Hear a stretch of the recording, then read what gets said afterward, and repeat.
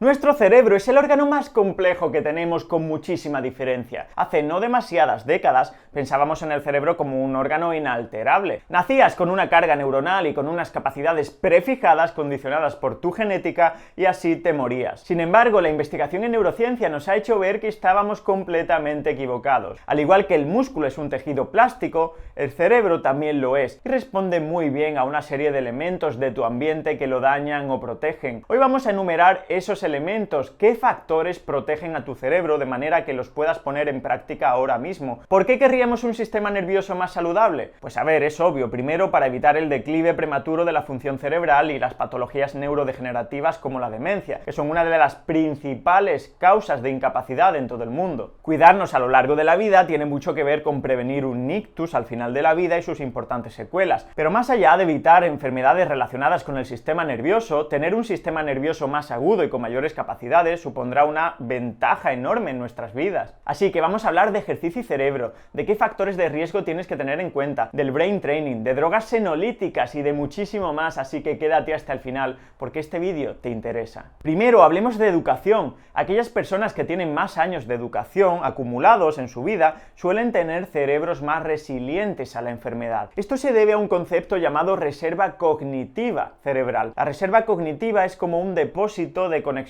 neuronales de tu cerebro que condicionarán sus capacidades. Si hemos pasado muchos años aprendiendo y formándonos y estudiando, estas conexiones serán muy fuertes, más complejas y la reserva cognitiva será amplia. Cuando pasen los años y naturalmente ocurra un declive fisiológico, aquellos con mayor reserva cognitiva conservarán sus capacidades durante mucho más tiempo. Fíjate, pasa lo mismo con el músculo. Una persona que haya tenido un entrenamiento intensivo a lo largo de su vida tendrá más masa muscular con 70 años que una persona sedentaria. Esto es obvio, fácil de entender. Esa masa muscular le servirá para preservar su funcionalidad hasta etapas avanzadas de la vida y no caer en la temida sarcopenia, que podría ser una analogía a la demencia o el deterioro cognitivo. Pérdida de función muscular versus pérdida de función cognitiva. Por lo tanto, lee, estudia, hazte preguntas, mantente cognitivamente activo e intenta hacerlo durante toda tu vida y no únicamente al final de la misma, cuando ya le vemos las orejas al lobo. Entrenamiento mental o brain training. ¿Sirve el famoso entrenamiento brain training para optimizar tu cerebro? Recuerdo que cuando era adolescente salió un famoso juego que se basaba en este concepto del brain training y yo me pasaba las horas haciendo cuentas, sudokus y otros juegos mentales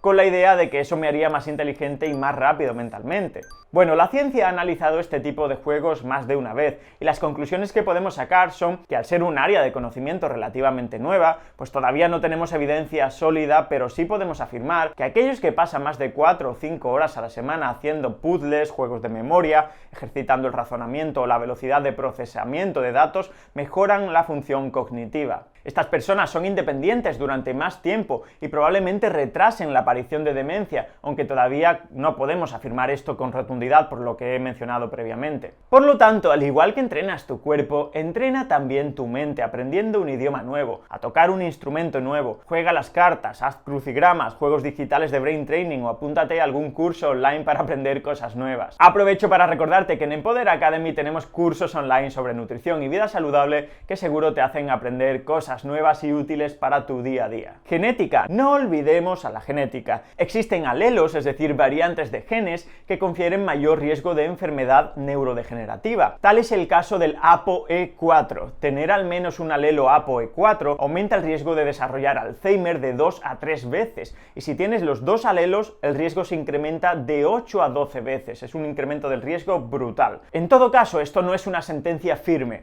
Y aunque tengas los alelos, puedes disminuir tu riesgo haciendo lo que comentamos en este vídeo. Ejercicio físico. Verás, existen moléculas llamadas factores neurotróficos. La metáfora más simple para entender qué son y qué hacen estas moléculas en tu cerebro es la del fertilizante cerebral, pues son sustancias que aumentan el número de conexiones sinápticas entre neuronas y aumentan también la complejidad de los circuitos neuronales. De alguna forma facilitan que tu cerebro sea plástico y pueda cambiar gracias al ambiente. El factor neurotrófico más conocido y estudiado sin duda es el BDNF-alfa. Muchas intervenciones como el ayuno intermitente incrementan ese BDNF-alfa. Pero ¿sabes cuál es la intervención con diferencia que más lo incrementa?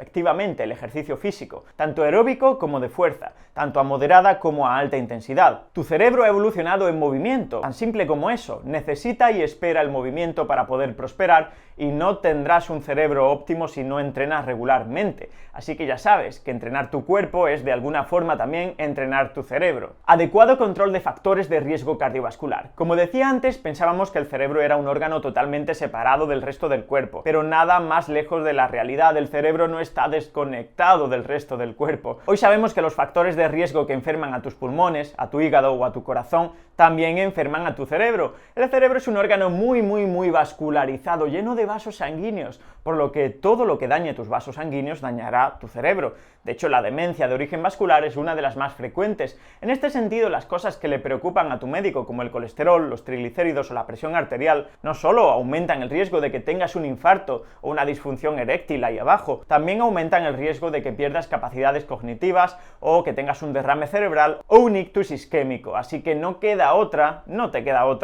queda otra que mantener un control adecuado y una monitorización adecuada de todos estos factores de riesgo cardiovascular. Si crees que puedes necesitar una consulta médica, pásate por Empoder Academy porque allí podrás solicitarla. Cuida tu eje intestino-cerebro. Se denomina microbiota al conjunto de millones de microorganismos que conviven en simbiosis con tus células, especialmente, pero no únicamente, en tu tracto digestivo. El llamado eje intestino-cerebro está formado por la microbiota, el sistema nervioso del sistema digestivo, el sistema nervioso autónomo, simpático y parasimpático, el sistema neuroendocrino, el sistema neuroinmune y el sistema nervioso central, por lo que no lo forman solo las bacterias, como puedes llegar a pensar. El sistema nervioso entérico, el de tu sistema digestivo, se encarga del funcionamiento básico gastrointestinal, su motilidad, el cómo se mueve, la secreción de moco, el flujo sanguíneo, y el control central de las funciones del intestino se lleva a cabo gracias al nervio vago. Desde hace ya varios años sabemos la relación que tiene la microbiota con trastornos como la ansiedad, con trastornos como el autismo, como el colon irritable o incluso con tu estado de ánimo. Cambios en la composición original de la microbiota provocan a su vez otros cambios en la motilidad gastrointestinal, afecta a las secreciones, al tipo y a la cantidad de secreciones, modifica el funcionamiento de tu sistema nervioso entérico. También se ven alteradas las células neuroendocrinas, las células del sistema inmune,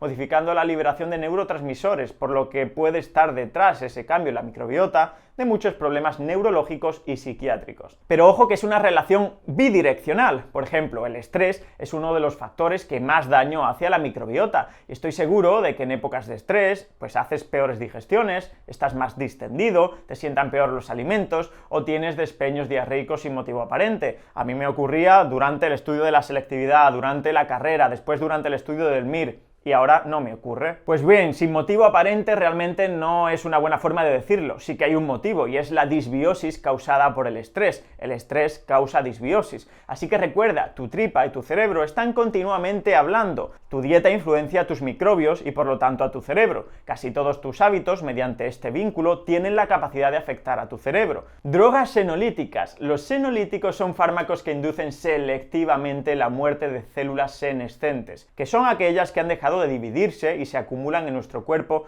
conforme envejecemos y por lo tanto aceleran ese proceso de envejecimiento que todos queremos detener, ¿no? Cuanto más lento mejor. Cuantas más células senescentes tengamos, peor funciona tu cuerpo y más viejos somos, podemos decir. Algunos compuestos senolíticos son la quercetina, un flavonoide natural presente en muchos alimentos de origen vegetal como las cebollas, el té verde o las manzanas. La metformina, el famoso fármaco antidiabético que si queréis hablamos en otro vídeo de sus características, sus pros y sus contras. La rapamicina, el everolimus que se utiliza en algunos tipos de cáncer, la nicotinamida o NAD presente en todas las células de tu cuerpo y encargado, entre otras cosas, de reparar daños en el ADN, el resveratrol, antioxidante presente en el vino tinto y en algunos vegetales, que activa unas proteínas llamadas sirtuina, o el astrágalo, una planta con efectos muy interesantes. No creáis que esto del movimiento antienvejecimiento es únicamente algo egoísta que hacemos por vernos bien y sentirnos bien, aunque también. Es algo que ahorrará billones de euros a los estados, puesto que está destinado a reducir el periodo de enfermedad al final de la vida y hacernos funcionales durante más tiempo. Controlar la inflamación crónica. Otro de los enemigos del cerebro es la inflamación crónica. Si ves los vídeos del canal, conoces de sobra que es algo muy diferente a la inflamación aguda. Cuando hay inflamación crónica, tu sistema inmunológico es incapaz de detener el proceso inflamatorio. Esta inflamación crónica altera tu metabolismo, tus vasos sanguíneos y sí, también tu cerebro, y se ha visto que es uno de los pilares en la aparición de demencia y otras enfermedades neurodegenerativas. Hacer ejercicio o evitar el estrés y cuidar tu sistema digestivo son clave para vencer la inflamación crónica, pero también puedes utilizar suplementos y alimentos naturales con demostrados efectos antiinflamatorios, como los que te muestro en este vídeo. Meditación. Tienes que ver a la meditación como un entrenamiento para tu cerebro, más allá de sus connotaciones espirituales, que las puede tener. Cuando meditas parece que no haces nada, pero tu cerebro está trabajando a marcha forzada, porque mantenerte en el presente y observando a tus pensamientos y emociones no es nada fácil.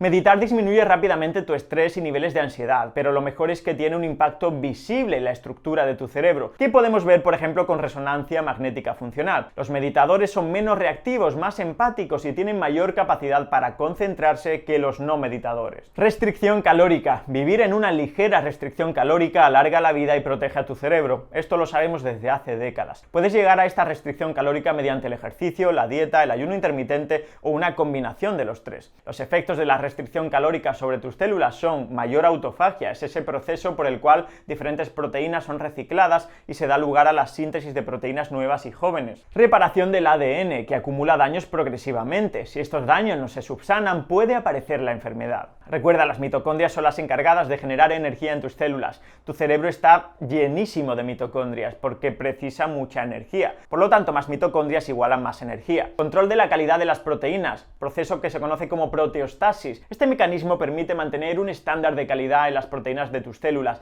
y eliminar aquellas proteínas mal plegadas o que no son funcionales. Como puedes ver en esta imagen, la restricción calórica actúa dentro de tus células de forma parecida a fármacos como la metformina, activadores de sirtuinas, precursores de NAD o rapamicina, solo que la restricción calórica inducida por tu estilo de vida no tiene efectos secundarios y tiene otros beneficios adicionales. Será muy importante evitar tóxicos como tabaco, alcohol o un índice de masa corporal muy elevado y por supuesto no podemos dejar de hablar del sueño. Durante el sueño limpiamos el sistema nervioso central de tóxicos, reparamos daños que se han generado durante las horas de actividad y cumple unas funciones que son totalmente irreemplazables. Dormir 2 horas menos de lo que necesitas es uno de los hábitos que más daña a tu cerebro. No conocemos a día de hoy ni una sola enfermedad psiquiátrica donde no haya alguna alteración en el patrón del sueño, aunque sea leve. Interacciones sociales. Como seres sociales que somos, nuestro cerebro prospera con la interacción social positiva y sufre mucho con la soledad y el aislamiento. La empatía hacia los demás cambia el cerebro para bien y aporta mucha salud mental. Una perspectiva egoísta e individualista deteriora este órgano tan misterioso.